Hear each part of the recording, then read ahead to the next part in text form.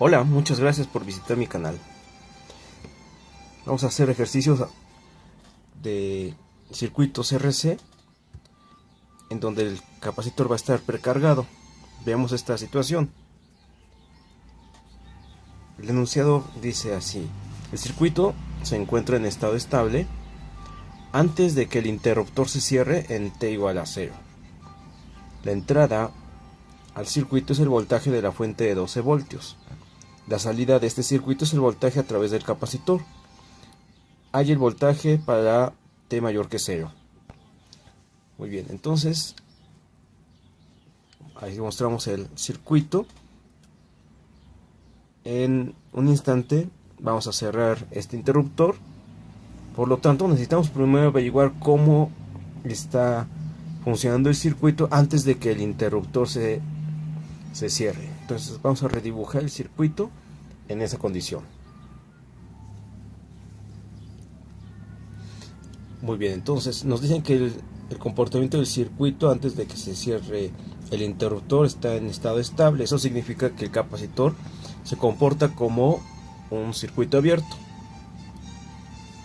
Ok, esta parte donde está el interruptor está abierta. Por lo tanto, notamos que este capacitor, o más bien las terminales del capacitor, están en paralelo con este resistor de 6. Por lo tanto, necesito averiguar el voltaje aquí en este resistor. Y usando un divisor de voltaje, el voltaje entonces tiene que distribuirse de manera proporcional en cada uno de estos resistores. Ok, entonces como son 3 resistores del mismo valor, entre 12, significa que cada resistor tiene un valor de voltaje de 4. Okay, entonces vamos a anotar esto usando divisor de voltaje.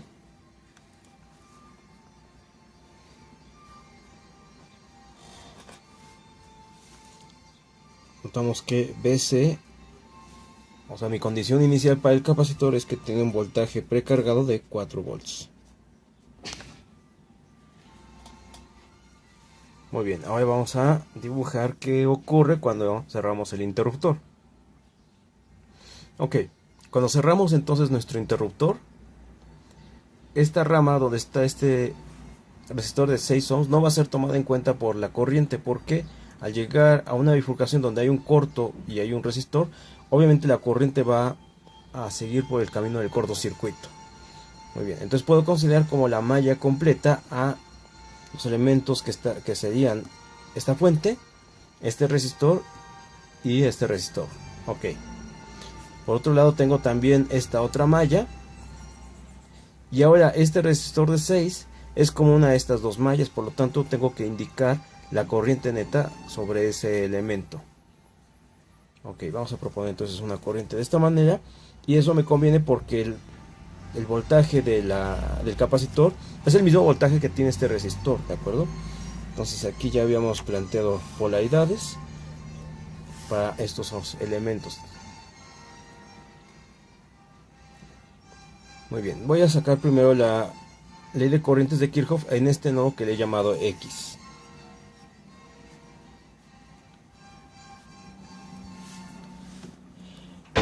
Tengo entonces entra la corriente I1, sale la corriente IX y sale la corriente I2. Eso tiene que sumar 0, muy bien. Entonces vamos a dejar esta corriente, o más bien esta ecuación de esta manera. Vamos a revisar la ley de voltajes de Kirchhoff sobre esta malla. Aquí lo que voy a hacer es que al aplicar la ley de voltajes voy a tomar en cuenta una elevación de potencial debido a la fuente de 12 volts. Luego este voltaje del resistor de 6 es el mismo voltaje que el de capacitor, por lo tanto ahí tendría una caída que es BC, ¿okay? Que ya sabemos que es función del tiempo. Y luego la caída en este resistor de 6. Ok, aquí la polaridad de este resistor va de esta manera porque la corriente entra por este lado derecho. Entonces tengo ahí una caída de potencial que es de 6 por I1, eso es igual a 0. El siguiente paso es cómo escribir esta ecuación en términos del voltaje del capacitor. Aquí ya tenemos el voltaje del capacitor, pero I1 no está en términos del voltaje del capacitor. Ok, hay que jugar un poco con algunas expresiones. Vamos a recordar primero cómo se evalúa el voltaje, o más bien la corriente en un capacitor. La corriente en un capacitor es la capacitancia por la derivada del voltaje en las terminales del capacitor respecto al tiempo. Pero por otro lado, esta corriente del capacitor es la misma corriente que la de la malla I2. Entonces esta I2 romano es igual a la corriente del capacitor, que es capacitancia por la derivada del voltaje del capacitor respecto al tiempo. Muy bien, luego por otro lado, el voltaje en este resistor de 6, voltaje de este resistor de 6 que dijimos que es el mismo voltaje del capacitor. Si usamos ley de Ohm sería 6 por la corriente que atraviesa, que es Ix. Sería 6 por Ix. Ok, como lo que me interesa es escribir todo en términos de Vc, el voltaje del capacitor, aquí voy a despejar Ix, que es Vc sobre 6.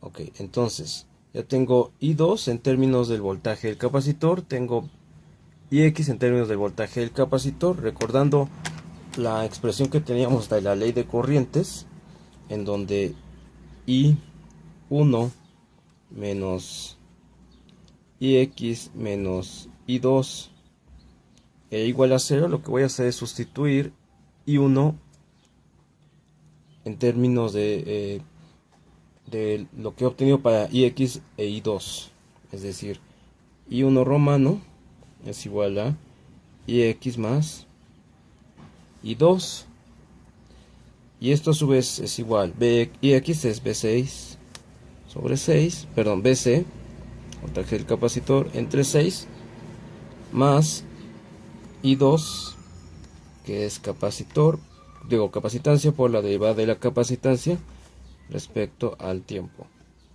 Entonces estos las puedo incluir en esta ecuación de malla.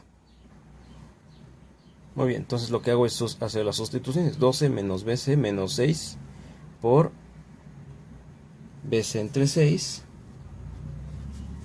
más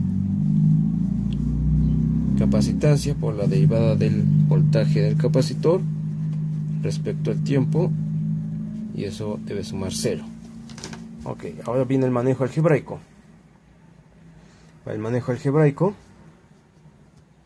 ok, vamos a hacer primero las operaciones indicadas. Aquí tengo 12 menos Bc menos Bc más 6c por la derivada de Bc respecto a t. Muy bien, y ahora vamos a ordenar.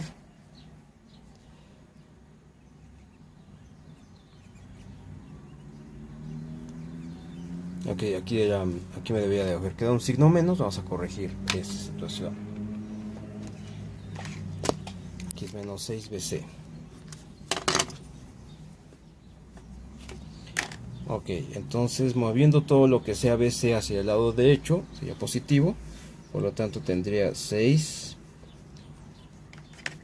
por C por la derivada de Bc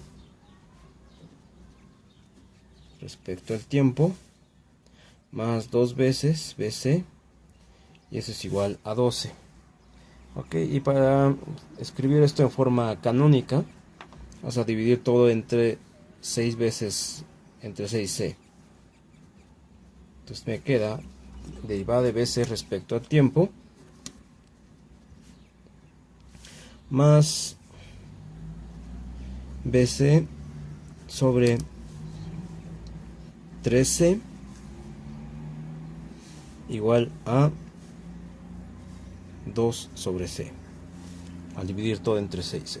Ok, y vamos a tomar en cuenta que la capacitancia vale los 250 milifaradios. Ok, ¿cómo me queda mi ecuación? Ya una vez que tomo en cuenta el valor de C, que es 250 milifaradios, me queda como derivada de BC respecto a T más 4 tercios de BC igual a 8. Bien, veamos cómo podemos resolver esta ecuación. Notamos que es una ecuación lineal de primer orden de coeficientes constantes. Podríamos resolverla usando factor integrante. Ok, bien, el factor integrante recordamos la estructura, que era básicamente como dy entre dx más un polinomio p de x por y igual a un polinomio q de x. El factor integrante, que se define como mu igual a e a la integral de p de x diferencial de x. Bueno, para nuestro caso, nuestro factor integrante va a ser igual a e a la integral de 4 tercios de diferencial de t. Ok, entonces vamos a multiplicar toda nuestra ecuación por mi factor integrante. Cierto, aquí la integral, al realizarla, me queda simplemente como e a la 4 tercios de t. Ok, entonces vamos a mostrar mi ecuación después de multiplicar por el factor integrante. Muy bien. Esta es simplemente mi ecuación multiplicada por el factor integrante, lo cual me da pie a poder hacer una agrupación. Noto que lo que está del lado izquierdo es el desarrollo de la derivada de un producto de funciones, de una de las cuales de hecho es mi factor integrante. Derivada respecto a t de e a la 4 tercios de t, y mi otra función es simplemente bc.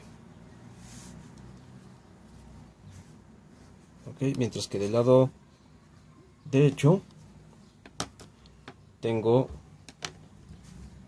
no tengo cambios, efectivamente. 8 por e a la 4 tercios por t. Muy bien. Y ahora sí vamos a integrar.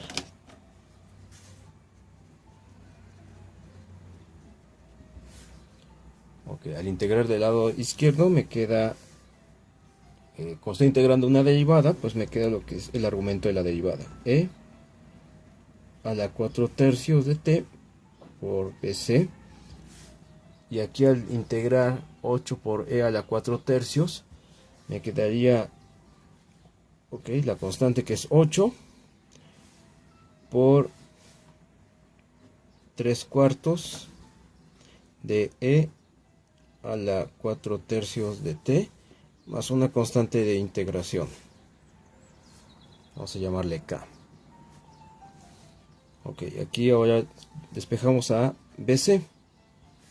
BC entonces va a ser, bueno, obviamente aquí habría una simplificación. Aquí me quedaría 8 sobre 4 es 2, por 3 me queda 6, más k por e a la menos 4 tercios de t. O sea, cuando paso este elemento a dividir a mi constante, voy a utilizar propiedades de exponentes. El siguiente paso es hallar k, para lo cual necesito utilizar condiciones iniciales. Mis condiciones iniciales, vamos a recordar, eran que en el instante t igual a 0, mi voltaje del capacitor era de 4.